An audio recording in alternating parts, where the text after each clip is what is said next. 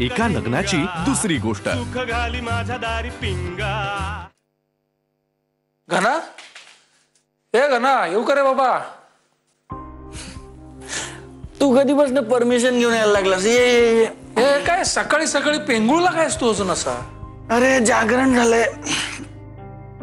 पप्पांची तब्येत बरी नाही ना, त्यामुळे रात्रभर जागा होतो. म्हणजे मी काही एकटा नव्हतो, राधा पण जागी होती आणि मी पुण्याला पण गेलो होतो. असं सगळं जुळून आलं. ये थोडक्यात कोणाकरता तरी खूपच धावपळ केलेली दिसते. नाही रे, इनफॅक्ट राधाला माझी गरज होती तेव्हा मी तिच्याजवळ नव्हतोय. गिल्ट आहे मला. ये ना बस. खोली काय एकदम चकाचक दिसते तुझी. अरे राधाला पसर आवडत नाही, त्यामुळे इथे बस ना, इथे बस ना. नाही, त्यामुळे आता मलाही सवय झाली. काय कशी आहे राधा. बरी आहे. पप्पांची तब्येत पण बरी आहे. येईल आता घरी. हे बघ, एक दिवस ती नाही तर कसा अस्ताव्यस्त पडलो ग मी. म्हणजे आत्ता राधा इथे असती ना तर म्हणाली असती, घनश्याम यू आर इम्पॉसिबल. सवय झाली तुला तिची. त्रास होईल मोडायला. हो, बट आय मॅनेज. म्हणजे कठीण नसतं रे. मी काही करू शकतो. आणि करायचंच आहे ना. म्हणजे मी आता उद्या अमेरिकेला गेलो की तिथे आई नसणार, बाबा नसणार. सवय होणार. म्हणजे बदलाची सवय होते. पण म्हणजे आपल्याला जे असं एकमेकांबद्दल वाटतं ते पण बदलता येतं. म्हणजे जरा स्पष्ट बोलू का मी गाणं. ऑलराईट, पण इमोशनल ब्लॅकमेलिंग करणार नसशील तर बोल. मला ते इमोशनल वगैरे काही करायचं नाहीये. मी जरा हे सगळं समजून घेण्याचा प्रयत्न करतोय. काय एक दिवस येऊन तू असा डायरेक्ट बॉम्ब फोडलास माझ्यावरती. काय तुमचं म्हणे कॉन्ट्रॅक्ट मॅरेज आहे, पण म्हणजे माणसं सहवासाने बदलू शकतात ही गोष्ट तू लक्षातच घेतली नाहीस हे करताना. म्हणजे तुमचं कॉन्ट्रॅक्ट मॅरेज हे आता फक्त कॉन्ट्रॅक्ट पुरतं मर्यादित राहिलेलं आहे असं मला वाटत नाही. नाही हे बाबा. आणि समजा तसं असलं तरी मला सांग त्याच्यामध्ये वाईट काय आहे. एक मिनिट. तुला असं म्हणायचंय का की मी राधाच्या प्रेमात पडलोय असं नाहीये. खरंच म्हणजे शंका आहे का तुला. मला शंका वाटते. हे बघ तू खोटं बोलतोयस असं माझं ठाम मत आहे. मी खोटं बोलत नाहीये. हे बघ, मला राधाबद्दल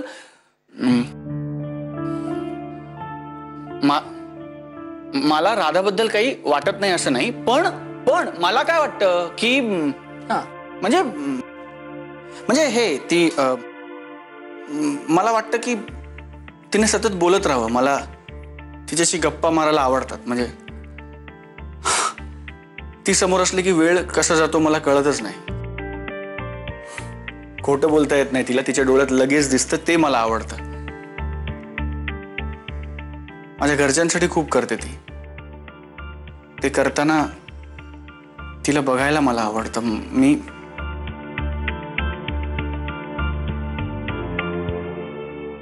म्हणजे मला असं वाटतं. पण मला सांग, हे म्हणजे मला वाटतं ते काय वाटतं. ती एक सवय आहे रे. म्हणजे जसं तुझं दुसरं लग्न झालं आणि तुला नवीन संसाराची सवय झाली. तू नवीन संसार थाटलास, सवय झाली ना. अशी सवय होते. म्हणजे नवीन माणसांची सवय होते, नवीन शहराची सवय होते, आपल्याला सवय होते. आणि हे प्रेम वगैरे म्हणजे पण काय रे, ही एक सवय आहे. मला सांग, आपल्या आयुष्यातलं एखादं अत्यंत महत्वाचं लाडकं माणूस आपल्याला सोडून जातं कायमचं, म्हणून काय आपण जगणं बंद करतो का. आपण जगतो ना. आपण सर्व्हाइव्ह करतो. आपल्याला त्याची सवय होते. अरे पण जिथे नाती तुटणं अपरिहार्य असतं तिथे तू म्हणतोस हे सगळे नियम लागू होतात.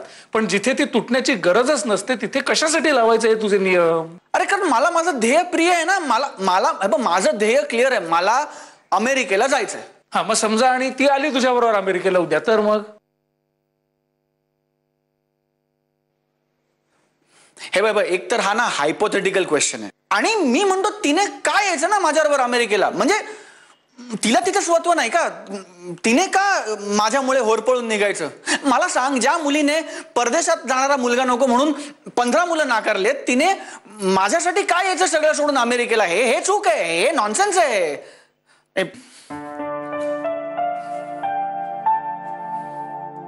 बरं, तू चहा घेणार आहेस का. चहा. अरे इथे आपण काय बोलतोय का? तू चहा कसला विचारतोयस? अरे मग तू कॉफी घेतोस का? नकोय मला काही. नाही तुला काहीतरी घ्यावं लागेल. घे तू, आपण घेऊ एक कप चहा. मी सांगतो राधाला. राधा राधा घरात नाहीये मला माहिती.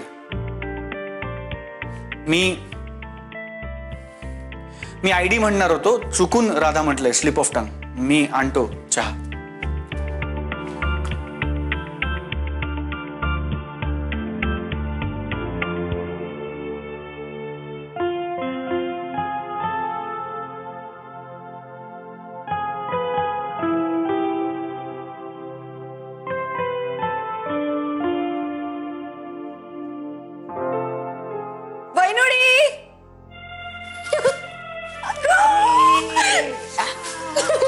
Congrats congrats. थँक्यू. कसं वाटतंय आता? कसं वाटतंय? दिस सरता सरेना मन गाभुळले आता. नाही आठवत काही पुढचं सुचत नाहीये मला. इतका आनंद झालाय, इतका आनंद झालाय. म्हणजे आता मी कधी एकदा प्रभातची होते असं झालंय मला. ठरला ग साखरपुडा फायनली. Yes yes. आज खूप गोष्टी ठरण्याचा दिवस आहे. हो काय ठरलंय आणखी? आज अगं आमच्या ऑफिसमध्ये एक प्रोजेक्ट रखडलं होतं खूप दिवस. ते करायचं असं ठरलं फायनली. आई शपथ. कॉंग्रॅट्स. वाव. म्हणजे आता सेलिब्रेशन. Yes celebration. आता माझं ठरलंय सगळ्या गोष्टी सेलिब्रेट करायच्या. काय आहे, या सगळ्या गोष्टी साठवून ठेवायला हव्यात मला. म्हणजे तू लग्न होऊन सासरे नाही का जाणार आता? परत कधी तुझ्या बरोबर मजा करणार आम्ही. ऐक ना, आता असं ठरले की आता लगेच साखरपुडा करायचा आणि मग 6 महिन्यांनी लग्न. 6 महिने? 6 महिने म्हणजे खूप लांबची तारीख आहे ग खूप. नाही ग, उलट मला तर असं वाटतंय की तुमच्या सगळ्यांबरोबर आता माझे 6च महिने उरले ना. ऐक ना, मला या 6 महिन्यात खूप मजा करायची. आपण मस्त फिल्म्स ना जाऊया, खूप फिरायला जाऊया लांब लांब. हवं तर मी दादूला सांगते एक मस्त ट्रिप प्लॅन करायला. काय करूया आपण? खूप धमाल करूया 6 महिन्यात. पण 6 महिने म्हणजे खूप कमी दिवस उरले आता आपल्या हातात. नाही असंच काही नाही अगदी. म्हणजे ठरवलं ना आपण तर या 6 महिन्यात खूप खूप मज्जा करू शकतो. हो खरंय. 6-8 महिन्यात आयुष्य बदलू शकतं एखाद्या माणसाचं. काय झालंय वैनुडी? काय नाही. नक्की? हो कुहू, तू आता लग्न होऊन जाणार ना म्हणून वाईट वाटतंय मला. पण आपण करूया, खूप धमाल करूया. तू एक काम कर, तू आत्तापासून यादी करायला घे आपल्याला काय काय मजा करायची याची. मी आवरून येते. येस. दे बघू. काय फोन मला घराशी बोलायचंय. काही कोणाशी बोलायची गरज नाहीये. काय चाललंय तुझं हे? अरे काय पोरखेड आहे का हा? आणि या सगळ्यामध्ये काय मिळवलं आपण सांगा ना मला. काही नाही बेबी, समोरासमोर बसून बोलायला पाहिजे होतं आपण. त्यांनाही कळू दे की आम्हाला कळलंय त्यांचं कॉन्ट्रॅक्ट मॅरेज होतंय. अरे हो, पण चिडतोयस कशाला? जरा शांत राहा ना. हे बघ, आपण एक प्रयत्न करून बघितला, तो फसला. ठीक आहे, त्यात काय एवढं? एक्झॅक्टली. चांगलं व्हावं हाच आपला पर्पज होता ना. मग आता ते नाही झालं, त्याला आपण काय करणार? Mahesh, sometimes you win, sometimes not. अरे बाबा, जिंकणं हरणं तिकडे मैदानात, युद्धात, खेळात. आपल्या आयुष्यामध्ये असं नसतं. आपली माणसं हरली तर आपणच हरतो आणि आपली माणसं जिंकली तरच आपण जिंकतो. अरे पण दादा, थोडासा पेशन्स ठेवायला हवा की नको? हा प्लॅन माई आजीप्रमाणे चाललाय की नाही, तो तिच्याच पद्धतीने जाऊ दे. बरोबर. आता तिचा फोन आला होता. घनश्याम खूप हळवा झालाय राधाच्या बाबतीत म्हणत होती ती. बघितलंस, म्हणजे आपल्या प्लॅनमुळे काहीच घडलं नाही असं नाहीये ना. बेबी, अजून प्रश्न सुटलेला नाहीये. अरे पण तो सोडवायला अबीर आहे ना. नाही या प्राची, आता माझा रोल संपत आलाय. एक शेवटचा धक्का देणार आणि मी कायमची एक्झिट घेणार. कसला धक्का? Have patience Mahesh. Have patience? Patience संपले आता.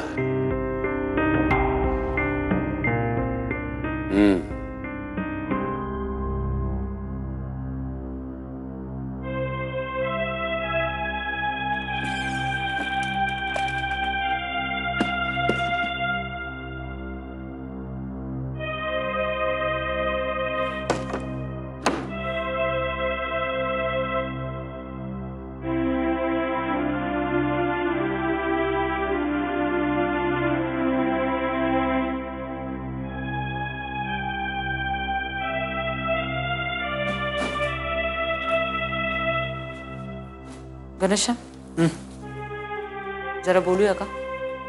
हो बोल ना.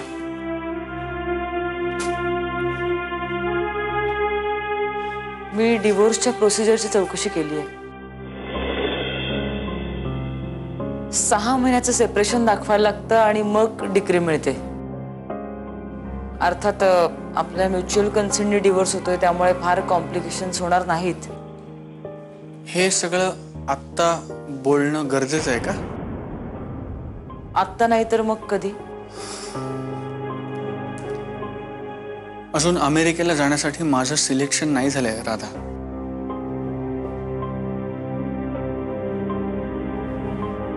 पण मग समजा तू अमेरिकेला गेला नाहीस तर आयुष्यभर माझ्या बरोबर राहणार आहेस का? राधा मी इतकंच म्हणतोय की आत्ता याची घाई करायला नको. आपल्या लग्नाची मुदत संपत आली आहे घनश्याम.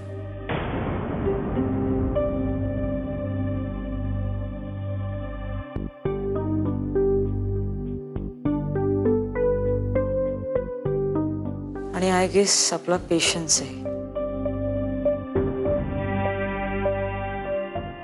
जास्त ताणण्यात काही अर्थ नाही ना.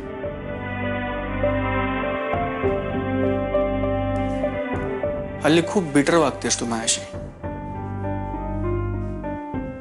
मला त्याचा त्रास होतो हे तुला कळतंय तरीही वागतेस. मी तुझं ऐकण्याचा प्रयत्न करते. सगळे पाश तोडण्याचा प्रयत्न करते. त्यासाठी मला असंच वागायला लागेल ना. तुझी काय अपेक्षा आहे? मी कसं वागावं? पूर्वीसारखं हक्काने वागावं? मी असं एकदम नाही म्हणू शकत ना तुला आता की चल घनश्याम आपण कुठेतरी फिरायला जाऊया, किंवा मध्यरात्री तुला उठून असं नाही म्हणू शकत की उठ उठ आत्ता माझ्याशी गप्पा मार. असं मी नाही वागू शकत. कारण हे सगळे माझे हक्क तू माझ्यापासून हिरावून घेतलेस.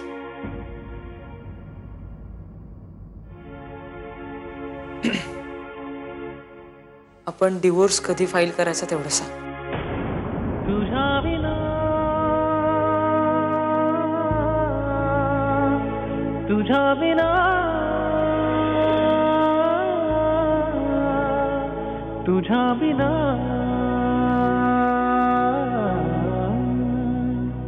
तुझ्या विना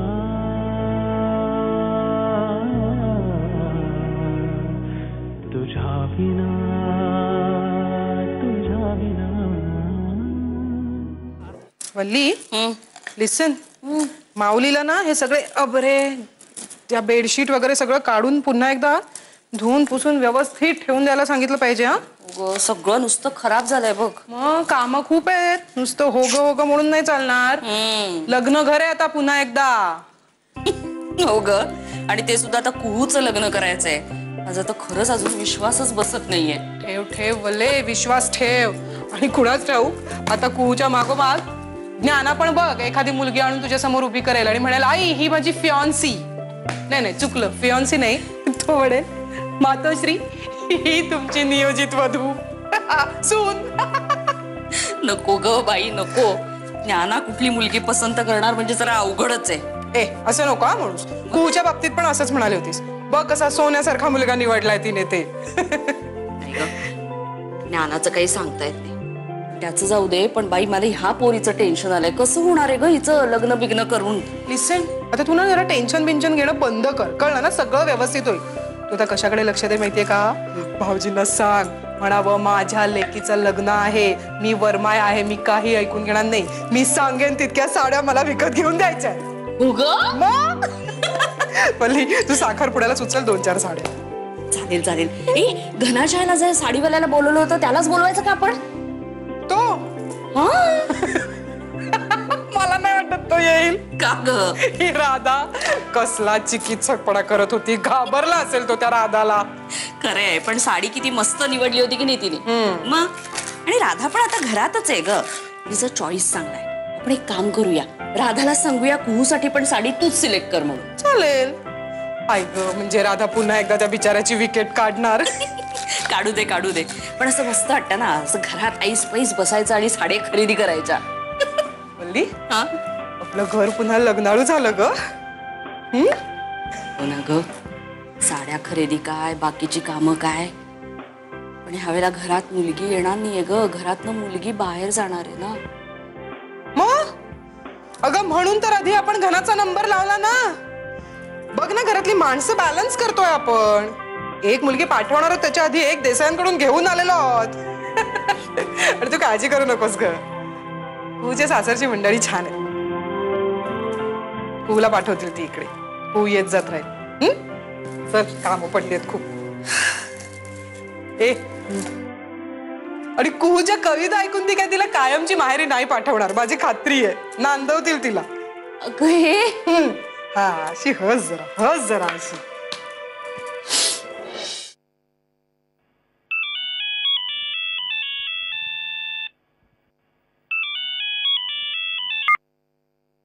हॅलो, बोल. हा, सकाळी सकाळी तुझा आवाज ऐकायची सवय झाली होती ना. अरे बापरे, मग रेकॉर्ड करून ठेव आवाज, म्हणजे ऐकता येईल हवा तेव्हा. म्हणजे तुला फोन करू नको असं ना? ते नाही नाही, असं काही नाही. माझ्याकडे म्युझिक कॉन्सर्टची 2 तिकीट आहेत. येशील का तू माझ्यासोबत? मी का? का म्हणजे इथे माझं कोणीच मित्र मैत्रिणी नाही आहेत, त्यामुळे मला असं वाटलं की तू मला कंपनी देशील. आणि एकटं जायला खूप बोर होतं का? मला नाही जमणार आहे. का तू औरंगजेब आहेस का? नाही नाही, तसं काही नाहीये.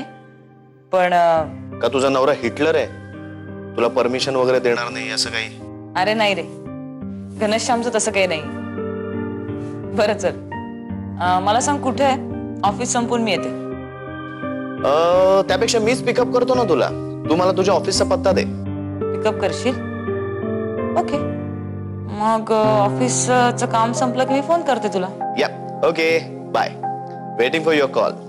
Bye bye. बाय.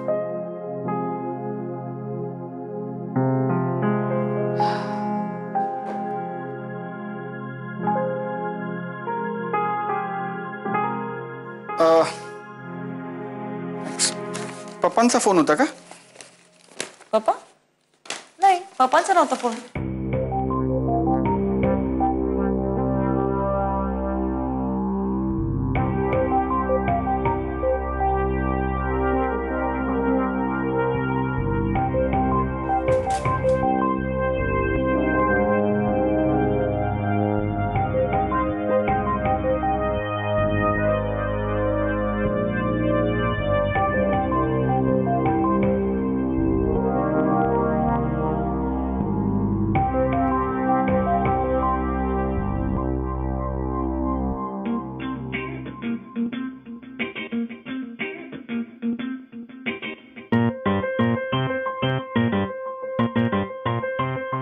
तू काय माझा फोन चेक करतोयस? नाही, मी हे करत होतो, वेळ टाइम बघत होतो फोनवर. माझ्या फोनवर? हो का? तुला काय वाटलं? नाही राधा, हॅलो, तुला काय वाटलं मी तुझा फोन चेक करत होतो? मी तुझा फोन का चेक करेन राधा? तू आर यू डाउटिंग मी? तू संशय घेतलास माझ्यावर? किती सिरियस होतोय? Still I am just joking. नाही, हॅलो, एक मिनिट. तू जोकिंग बिकिंग ठीक आहे, पण मी खरंच वेळ चेक करतो तू फोनवर तुझ्या, कळलं ना? मगाशी अबीरचा होता रे फोन.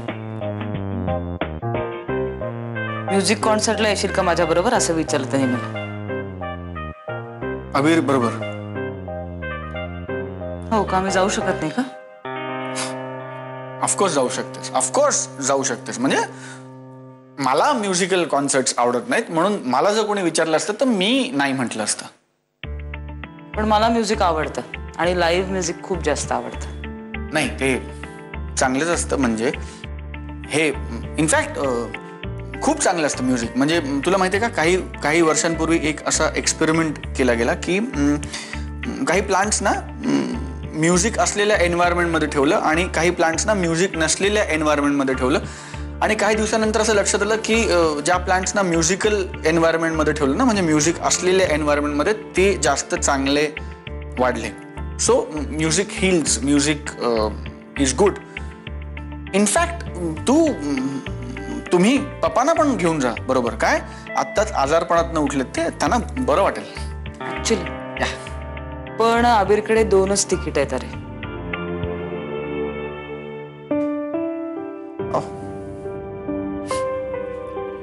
No no problem. मी जाऊ ना घनश्याम? नाही म्हणजे तुझी परमिशन नाही घेतली. मी युजली नवऱ्यांना विचारून जायची पद्धत असते. मला काही फरक पडत नाही. म्हणजे मी तसं नाहीये. आपलं खरं खरं लग्न झालं असताना तरी तुला असं परवानगी वगैरे घ्यायला लागली नसते. आणि आता तर काय आपलं वेगळं आहे. या ऍब्सोल्युटली.